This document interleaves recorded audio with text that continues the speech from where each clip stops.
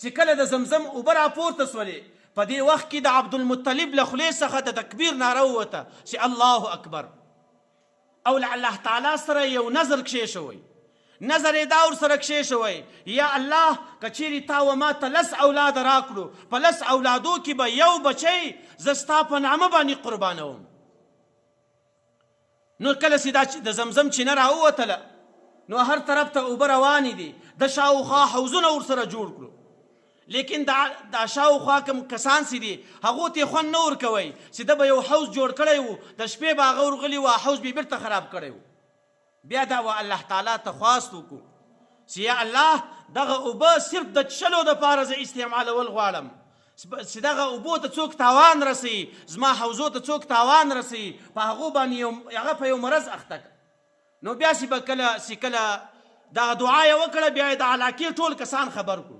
هغو ته یې وویل په آینده کې پر دې اوبو باندې مه لمبېږي، که هر څوک ولمبېدل هغو ته به تاوان رسېږي. بیا چې به چا هغه حوض مت کړی و یا به څوک په دې اوبو لمبېدلی و، دغه اوبو بیا تاوان ورته کوئ، ځکه هغو له دې اوبو څخه ګټه نه اخیسته، ده ته بې تاوان رسوئ. په دغه خاطر باندې ده دا خواست وکړو. نو عبدالمطلب چې کله د ده یو خصوصیت، یوه معجزه الله تعالی دا ورکړه چې هغه وچه چینه چې هغه سره معلومه هم نه وه، 4 وارې ده ته په خوب کې وویل سو، الله تعالی د ده په برکت باندې زمزم اوبه بیرته 2یم وارې راپورته کړې چې تر اوسه پورې روان دي، څومره په 100 کلونه تېر سوي دي. دا څه کمه خبره نه ده. نو الله تعالی یوه معجزه دا ورکړې وه. نو د وخت په تېرېدو باندې الله تعالی و ده ته 10 اولاده ورکړو. نو هلته خو ده له الله تعالی سره پر هغه چینه باندې دا نظر ایښی دی چې په 10 اولادو کې به یو بچی ستا پر نامه باندې قربانوم. نو چې 10 بچیان یې کله پوره سو، بیا په مکه مکرمه کې دی ویده دی. په خوب کې یو کس ورته راځي، ورته فرمایي چې تاسې له الله تعالی سره پر هغه ابي زمزم باندې کومه وعده کړې وه، هغه وعده دې پوره کړه. عبدالمطلب چې کله له خوبه څخه راپورته سو، هغه خبر ور په یاد سوه چې ما خو داسې نظر ایښی و. فورا رالی و خپلو بچیانو ته. اوس بچیانو ته ګورئ، د هغو قرباني ته ګورئ. الله تعالی 10 بچیان ورکړي دي، 10 سره یې کښېنول. ورته وایي چې ما خو داسې له الله تعالی سره په هغه وخت کې نظر کړی دی، په هغه وخت کې زما یو بچی صرف د حارث په نامه و چې یو بچی به زه د الله تعالی په نوم قربانوم، او نن مې هغه خوب لیدلی دی چې الله تعالی وایي هغه قرباني ورکړه. په بچیانو کې کم یو تیار یاست الله تعالی پر نامه باندې و قرباني ته؟ هر بچی وایي چې ای بابا جانه چې ستا هر یو خوښ یې، هر یو موږ له تا سره ځو د الله تعالی په نوم باندې قرباني ورکوو. دې ته روزل سوي بچیان وایي. دا د چا په نسب کې دي؟ دا د محمد رسول الله په نسب کې دي. نو اوس خو هر یو دې ته تیار دی، لیکن د دې دپاره نومان یې د 10 سرو نومان واچول. په نومانو کې د هر چا نوم ووتی، بس هغه به د الله تعالی پر نوم باندې قربانوو. نوم د چا وځي؟ د محمد رسول الله د پلار د عبدالله په نامه باندې چې د ده کوم بچی دی، د هغه بچي نوم ووتی چې د دغه بچي قرباني به ورکوي. هغه تیار سو چې تیار یم دې قرباني ته. عبدالمطلب عبدالله له لاس نیولی، د قربانۍ وځی ته یې بیایي. دا د چا پلار دی؟ عبدالله د محمد رسول الله پلار دی. عبدالمطلب د محمد رسول الله نیکه دی.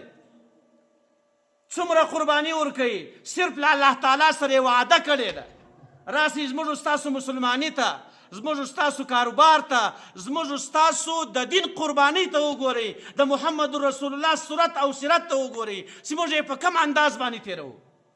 که چیرې تقریر 5 منټه وځنډېږي، هر سړی به و چا ته ګوري.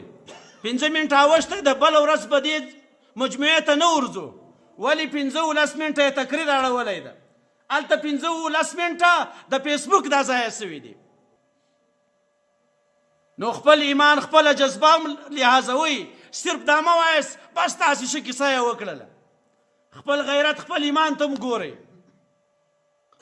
عبدالمطلب عبدالله را روان کړی دی د قربانۍ وځی ته، لیکن خور خو بیا ډېر شفقت لري. د عبدالله خوند یې ورته فرمایي چې ای بابا جانه دا چیرې بیایې؟ وایي دا د الله تعالی په نوم باندې قربانوم. وایي ته داسې وکړه بابا جانه، دغه 10 اوښان یو طرف ته ودروه او دی بل طرف ته که د دې 2 نومان سره واچوه، در چا نوم ووتی بیا به هغه قرباني ته تیار کړي. د لسو شان یو طرف ته دي، عبدالله بل طرف ته دی، چې نومان یې واچول، بیا د عبدالله نوم ووتی، هغه خوندې راولاړېږي، لسو شان نور ورسره درئ، بیا د عبدالله نوم ووتی، بیا لسو شان نور درئ، 150 شان سو، 40 50 شپېته 80 80 90 100 ته ورسېدل. چې کله یو طرف ته 100 شان سو، بل طرف ته عبدالله ولاړ دی، نو چې 100 شان پرسو. اوس موږ ستاسو د دین مسله هم دا ده چې د یوه انسان دیت چې دی هغه 100 شان دی، هغه هم له هغه وخته دا تاریخ راغلی دی. لیکن په اول واري کې 10 شانو د عبدالمطلب له هغې طریقې سره الله تعالی ته خوند ورکړی چې اوس د یوه انسان دیت چې دی، که چیرې یو انسان څوک قتل کړي د هغه دیت 100 شان دی. لیکن زموږ ستاسو په معاشره کې قتل څومره اسانه ده. قاتلان ګرځي صرف د یو 100,000 روپو دپاره، صرف په یوه موبایل باندې، صرف په یوه موټرسایکل باندې، صرف په یوه سایکل باندې داسې ځوانان له دنیا څخه تللي دي چې دویم وارې انسان ورته کتلی نه شي. الله تعالی داسې ښایست ورکړی او داسې کورنۍ پاته سوې، داسې کونډې پاته سوې دي. د چا په خاطر؟ د قاتلانو په خاطر. نو یې 100 شان چې یو طرف ته ودرېدل، عبدالله بل طرف ته سو، اوس د 100 شانو نوم ووتی، بس قرباني تیاره سوه، 100 شان حلال سو، عبدالله پاته سو.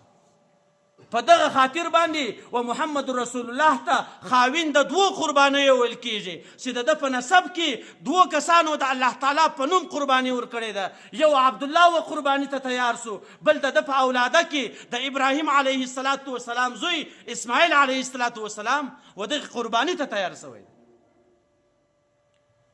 نو دا صرف د عبدالمطلب چې د ده اصلي نوم چې مور پلار باندې ایښی دی شیبه، دا د محمد رسول الله د نیکه صورت او سیرت و.